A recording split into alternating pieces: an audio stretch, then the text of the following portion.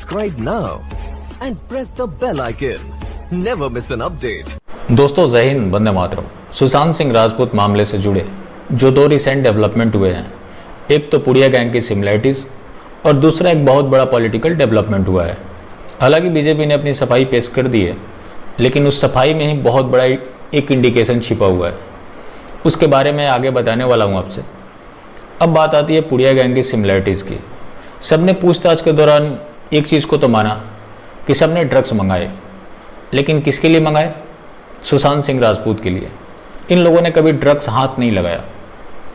वाह, मतलब जो इंसान जीवित नहीं है उसके बारे में कुछ भी बोल दो, क्योंकि वो अपनी बेगुनाही का सबूत नहीं दे सकता।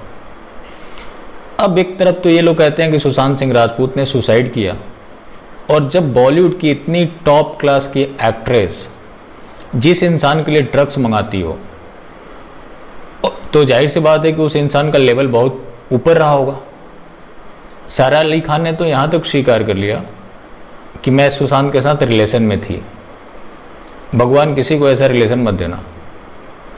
अब जिस इंसान के पास इतनी सारी दासियाँ हों, वो इंसान क्या कभी सुसाइड करेगा? और ये लोग एनसीबी टीम को हैश और बीट का नया मतलब समझा रहे हैं। मतलब ये 5वीं पास लोग जिस्म की नुमाइश कर पैसे क्या कमा लिए कि बहुत बड़े इंटेलेक्चुअल हो गए। मतलब एनसीबी टीम कुछ है ही नहीं। अगर एनसीबी टीम इन सबको साथ बुलाकर पूछताछ करे तो कसम से वहाँ सिर फुटबॉल शुरू हो जाएगा। सारे एक दूसरे के पोल खोलना शुरू कर देंगे कि तुमने यहाँ ये किया, उसके साथ गई, उसके साथ सोई, बहुत बातें होंगी। इस पूरी घटनाक्रम को देखें तो किसी पैडलर ने सुशांत सिंह राजपूत का नाम नहीं लिया, किसी चैट में उनका नाम सामने नहीं आया। अब बात आती है उस पॉलिटिकल डेवलपमेंट की। संजय राउत और महाराष्ट्र के पूर्व सीएम देवेंद्र फडणवीस मिलते हैं एक होटल में मुंबई। उनके बीच 2 घंटे की बातचीत होती है। अब सबको पता है कि जो महाराष्ट्र सरकार ने किया, अगर उसका गला नहीं फंस रहा होता तो इतना नीचे गिरकर कोई भी सरकार काम नहीं करती। जाहिर सी बात है, बेबी पेंगुइन को बचाना था। उसका क्लैरिफिकेशन देते हुए बीजेपी ने कहा कि संजय राउत एक पत्रकार हैं, वो सामना के एडिटर हैं, आप जानते होंगे। उस सिलसिले में देवेंद्र फडणवीस से मिलने गए थे। किसी को एक इंटरव्यू फिक्स करना हो, और वो भी जो संजय राउत सुबह उठ के बीजेपी की गाली से शुरुआत करते हैं, हमेशा गाली बकते होते हैं, उसको 2 घंटे का टाइम, और अभी किसी होटल में। मतलब ये तो सस्पिशियस है। और उन्होंने ये भी कहा कि बिहार चुनाव के बाद बात होगी उसके ऊपर। देवेंद्र फडणवीस जी बिहार के प्रभारी हैं और बिहार में भी चुनाव है।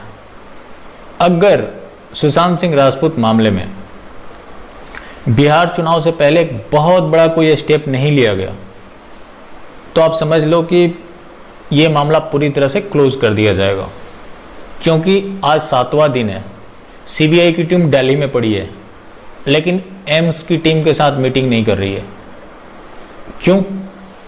जाहिर सी बात है, इस मामले को लटका कर रखना है कि कैसे भी बिहार का चुनाव निकल जाए। अगर वो चुनाव निकल जाता है, फिर एक आम परसेप्शन है सबके कि जनता समय के साथ सब कुछ भूल जाती है।